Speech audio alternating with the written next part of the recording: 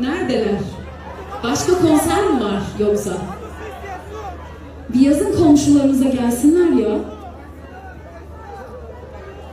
Vallahi duymuyorum, sesler çok uzaktan geliyor.